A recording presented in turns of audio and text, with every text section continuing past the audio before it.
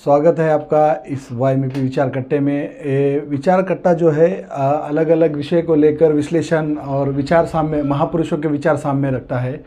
आज जब हम विषय ऐसा है हमारा टीपू सुल्तान रहमतुल्लाह अलैह के जन्मदिन के मौके पर आज उनके ज़िंदगी पे विश्लेषण करने वाले हैं। आज विश्लेषण करने के लिए मेरे साथ लातूर एमआईएम ज़िले के अध्यक्ष एडवोकेट मोहम्मद अली शेख साहब है। तो आपका इस वाईएमपी विचार कट्टे में मोहम्मद अली साहब आपका स्वागत है। और आज के दौर में जो टीपू सुल्तान को लेकर विविध बयान आते हैं सामने, तो उनकी अगर ज़िंदगी देखें और आज का अगर उनका मौका देखें तो इस दोनों के तरफ आप किस कौल से देखते हैं? हर चीज़ के कुछ फ़ायदे और कुछ नुकसान होते हैं।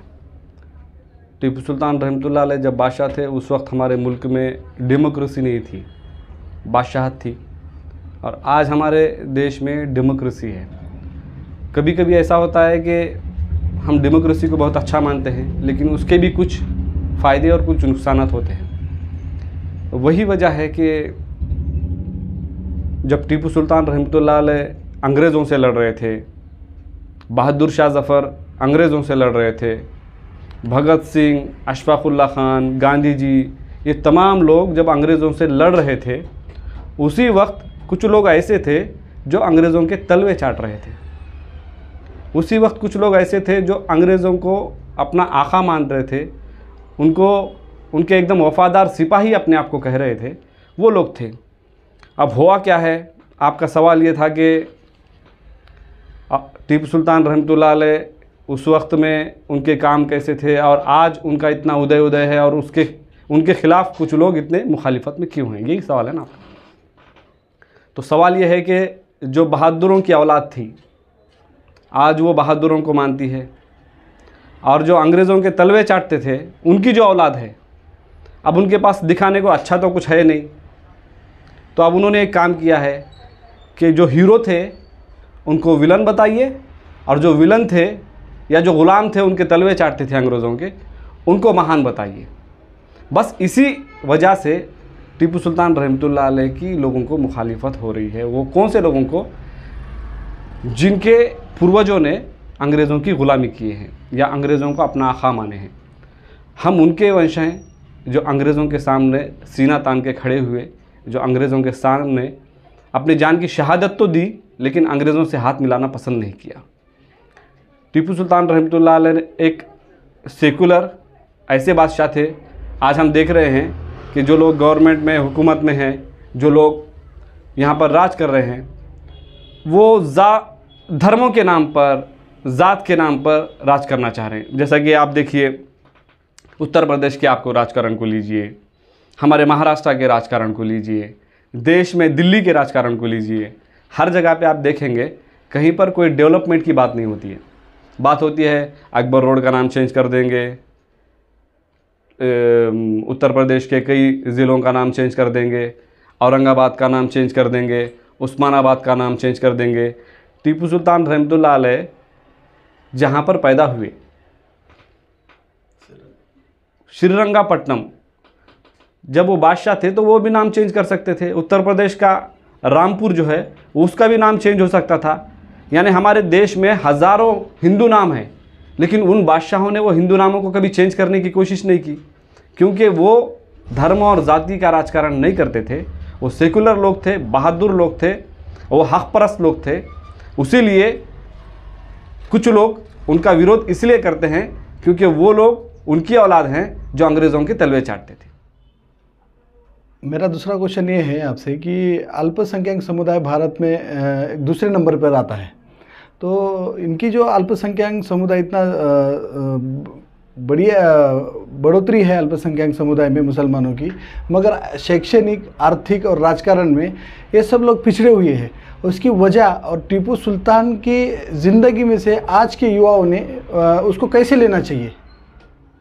यकीनन भारत में अल्पसंख्यकों में सबसे ज़्यादा बहुसंख्यक किसी की आबादी है तो मुसलमानों की है।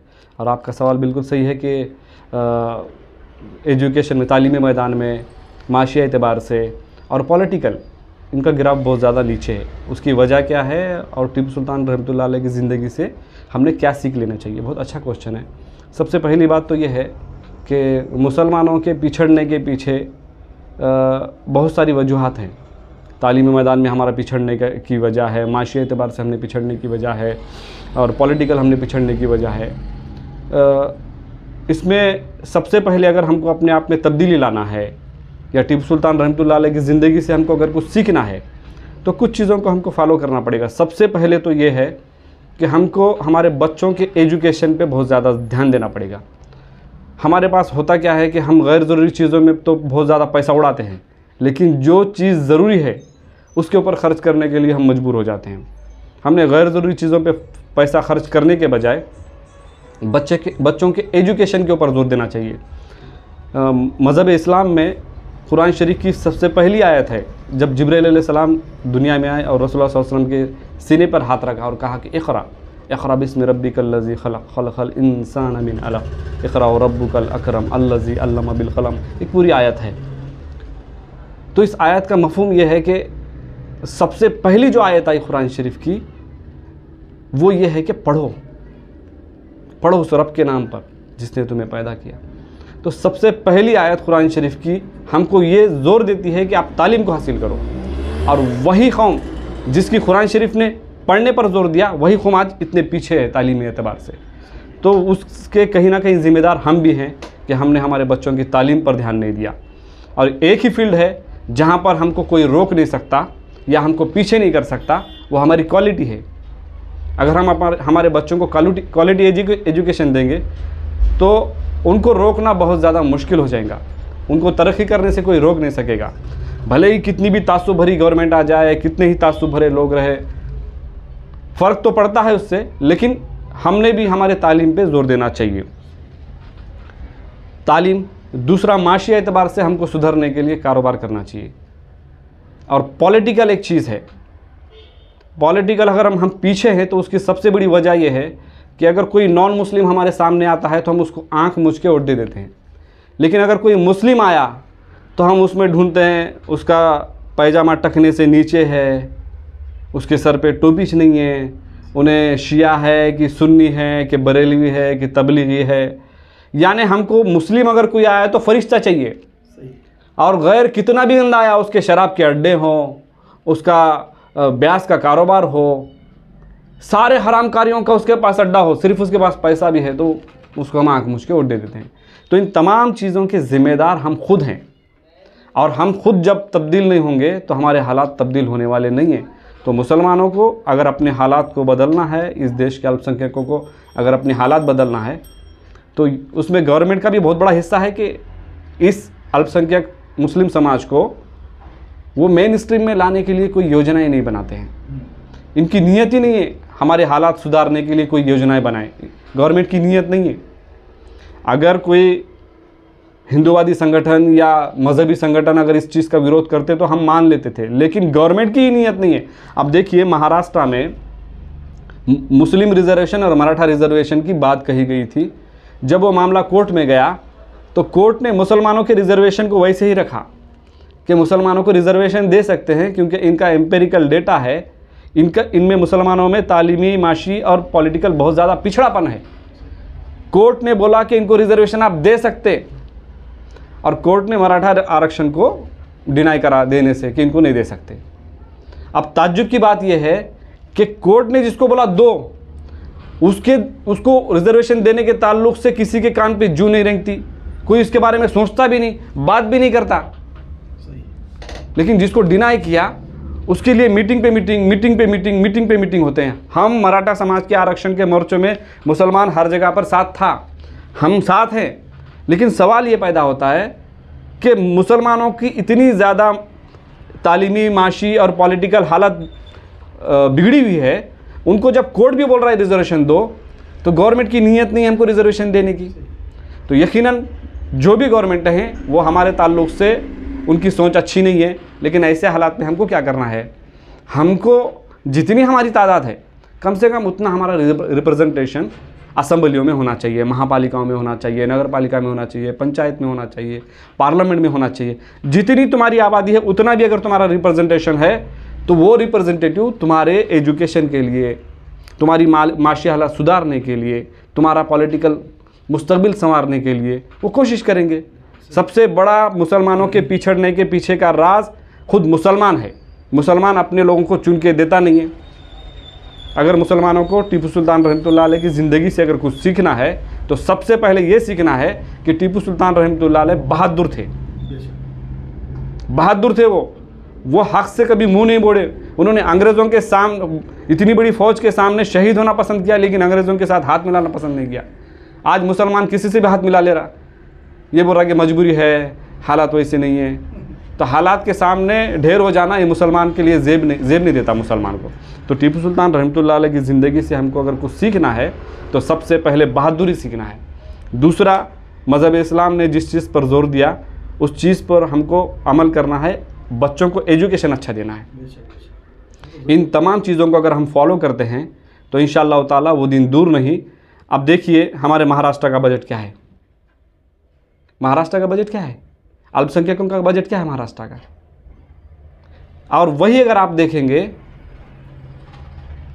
तेलंगाना का 2200 करोड़ बजट अब का है, और अब वहाँ की गवर्नमेंट 5000 का बजट बनाने के लिए ऐलान कर रही है। वो क्यों? हाथ पर गिनने के इतने हैं, लेकिन वहाँ पर एक मुसलमानों की पॉलिटिकल पार्टी वजूद में आई हुई है। कहीं पर किसी का कत्ल होता है, वहाँ की गवर्नमेंट देखिए एक्स ग्रेशिया कितना, 5 लाख, मुसलमान रहा तो 5 लाख। मैं जातिवाद की बात नहीं कर रहा हूँ, लेकिन फ़र्क बता रहा हूँ। राजस्थान में, मध्य प्रदेश में जहाँ जहाँ कत्लेआम हुआ, जिस किसी का कत्लेआम हुआ उसको गवर्नमेंट ने 5 लाख का ऐलान करी। लेकिन वही तेलंगाना को आप देखिए, हालांकि वो कत्ल जिसका हुआ वो तेलंगाना का नहीं था।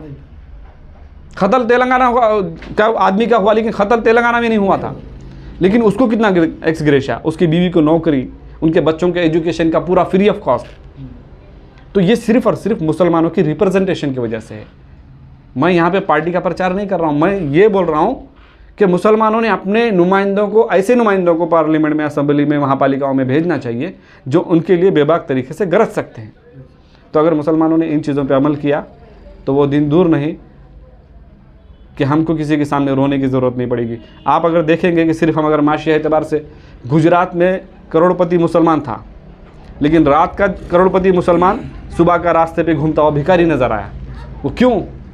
पैसा तो था, लेकिन पॉलिटिकल पावर नहीं थी। पॉलिटिकल पावर नहीं थी। जहाँ जहाँ पर मुसलमानों के अच्छे अच्छे कारोबार, माशी एतबार से मजबूत होना ज़रूरी नहीं है, बल्कि हमको पॉलिटिकल भी मजबूत होना ज़रूरी है। क्योंकि हमारे बर्बादी और हमारे तरक्की के फ़ैसले जो हैं वो पार्लियामेंट में, असेंबली में होते हैं। तो वहाँ पर हमारे member of parliament, member of assembly, महापालिकाओं में हमारे मेंबर होना चाहिए। तो मुसलमानों ने सबसे पहले अपने बच्चों के तालीम पर जोर देना चाहिए। दूसरा, माशी हालत को सुधारने के लिए तिजारत करना चाहिए जो सुन्नत है। और तीसरी चीज़ कि मुसलमानों को पॉलिटिकल तरीके से कोई किसी में काबिलियत नज़र आ रही है, सारे मुसलमानों ने उसको साथ देना चाहिए। उसको, उसके अंदर खामियां मत ढूंढो। फरिश्ता नहीं है दुनिया में, कोई फरिश्ता नहीं है। हर किसी में कुछ ना कुछ ऐब होते हैं, लेकिन आप जब बात मुसलमान की आती है तभी आप ऐब ढूंढते हैं, और जब कोई दूसरा रहता तो ऐब नहीं ढूंढते। तो ये सारी जो चीज़ें हैं ये हम पर ही डिपेंड है। अगर हमने तय किया कि जो काबिल है, जो हमारे मसाइल को उठा सकता है। और एक मेरी रिक्वेस्ट है कि पॉलिटिक्स में वही लोग आ जाएं जो तालीम याफ्ता हैं, या कुछ ऐसे भी लोग रहते हैं, कुछ कम परसेंटेज जो तालीम याफ्ता नहीं रहते लेकिन बहुत ज़्यादा होशियार रहते हैं, उनको भी आना चाहिए।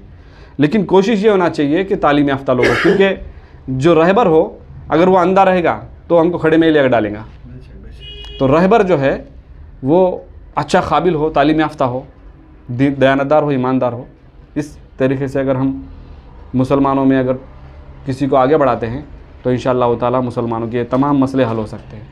रिज़र्वेशन अगर कहीं से मिलता है तो पार्लियामेंट में उसके लिए आवाज़ उठानी पड़ती है, असेंबली में उसके लिए आवाज़ उठाना पड़ती है। हम रास्ते पर तो मोर्चे निकाल रहे हैं, लेकिन वहाँ पर हमारा कोई नहीं है।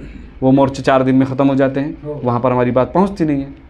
तो अगर हमारे को रिज़र्वेशन चाहिए, हमारे मसले हल करना है, तो हमको इन तीनों चीज़ों पर जोर देना पड़ेगा। एक एजुकेशन, दूसरा माशी हालत को सुधारने के लिए बिज़नेस, और तीसरा पॉलिटिकल हालत को सुधारने के लिए अपना एक बड़ा हिस्सा पॉलिटिक्स में भेजना चाहिए। शुक्रिया, आप यहाँ पर YMP विचारकट्टा में अपने विचार को यहाँ पर रखा और बहुत ही खूबसूरत अंदाज में आपने अपने विचारों को रखा। तो मैं शुक्रिया अदा करता हूँ और मिलेंगे अपन अगले एपिसोड में। सभी का शुक्रिया।